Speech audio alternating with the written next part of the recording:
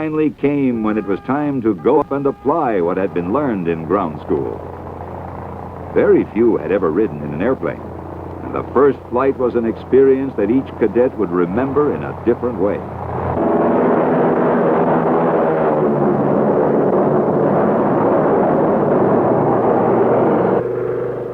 Initial flight training was directed by an instructor who flew in the front seat.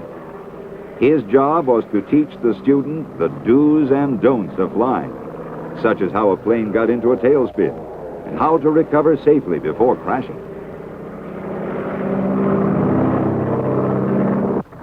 The big moment came when it was time to go up alone, the first solo flight. After a few words of both caution and encouragement from the instructor, the cadet took off alone for a short flight around the airfield. Then came the most hazardous part, the first solo landing. A three-point landing on the first solo flight was more luck than skill.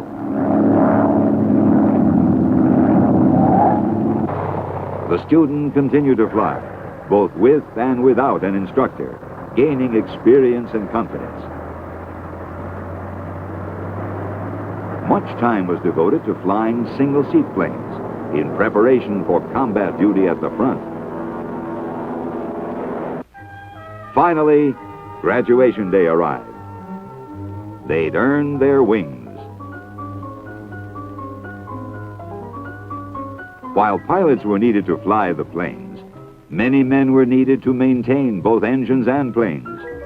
Their responsibility would be to keep the airplanes in top flying and fighting condition. Pilots had the highest respect for their ground crews, knowing that their chance for survival was increased by their efforts. The first American squadron to fly combat was the 103rd Aero Squadron, formed from the famous Lafayette Escadrille. They began combat flights as the 103rd in February of 1918. 2 months later, the United States began sending additional squadrons to the front. 2 fighter units, the 94th and 95th Aero Squadrons, flew obsolescent Nieuport 28s purchased from France. The 94th scored its first 2 victories over a relatively inactive sector near Toul, France, on April 14, 1918. When the 27th and 147th Aero Squadrons arrived at Toul, the 4 units were organized into the famous 1st Pursuit Group. Additional fighter squadrons sent to the front in the summer of 1918 were flying the latest French-built plane, the SPAD 13. SPADs were also assigned to the 1st Pursuit Group, replacing their older Nieuport 28s. The highly regarded SPADs made it possible for the American pilots to meet the enemy on equal terms. Almost daily, American fighter units also crossed the lines to look for enemy planes and observation balloons. Along the British front, which extended to the English Channel, 2 American fighter squadrons were flying with the Royal Air Force. These 2 units, the 17th and 148th Aero Squadrons, flying British Sopwith Camel airplanes, were pitted repeatedly against some of Germany's top fighter units. The Americans compiled an impressive record against them. America's first observation squadrons began combat by flying antiquated AR-1 airplanes. The situation was remedied in April 1918, when the United States Air Service purchased a most capable observation plane from France, the Salmson. The observer rode in the rear cockpit and was provided with 2 flexible machine guns to defend against attack. The Salmson was used to spot enemy troop concentrations and movements, photograph enemy targets, direct artillery fire, and maintain surveillance of the enemy's rear areas.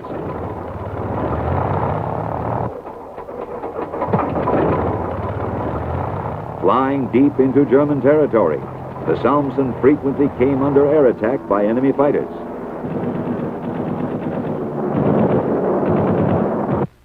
The United States Air Service also used captive balloons for observing the enemy. Suspended in the air immediately behind the American lines, the balloons were highly vulnerable to attack by enemy fighter planes. The United States obtained its first bombing airplane from France. Called the Breguet, it looked awkward, but it was strongly constructed and could fly high and fast with a full load of bombs. It was used to attack railroad yards, supply depots, and troop concentrations far behind the enemy lines. The American-built DH-4 began arriving at the front in appreciable numbers in August of 1918. Most of them were built in Dayton, Ohio, and a total of 1,213 was shipped to overseas squadrons. 543 of the American DH-4s saw combat action before the cessation of hostilities. They were powered by the famous Liberty engine and served a dual role, assigned to both observation and bombardment squadrons. The rear cockpit was equipped with 1 or 2 machine guns, and dependent on the mission flown, it might also carry a camera, bomb sight, or wireless set for sending messages. After long, dreary months of combating both the enemy and the infamous French mud, the men on the front were elated when they learned that the fighting would stop on November 11, 1918 at 11 a.m. Now they could go home and pick up where they left off. Aku gerai kalau aku tengok tai kucing tu, aku gerai nak petong ke muka tu dia. Aduh betul petong. Hei, mu tahu aku tengok tai kucing tu, aku cedoh tu dia hok mana. Ya, Allah, cuba. Aduh, dah. jauh tu lah kitanya mari perjumpaan nya. Mu nak ayat gaponya. Lah Allah, tak kena jumpa tempat tulurnya. Haknya mari jumpa juga sini Allah. Gi makan kedai-kedai sedap ke rano ke. Yolah tapi aku berasa macam ni pelik. Supaya ada sesuatu rahsia nak beroyak tu lah. Oh, dah demeng lama dah jumpa dengan munya. Allah, lah aku serabut lah yakin we. Allah, lah. Apanya? Allah lah diri aku tu lah nya. Allah, hak adik kanan tu mu ingat dak? Oh, tu lelaki dia kerja mengawal tu. Ha, mengawal tu. Ha, kalau mengawal, Allah pegang kucing tahu. Aku gerai lah. Kalau pegang kucing yang letak gok molek dia ni apa? Patut ni kucing demo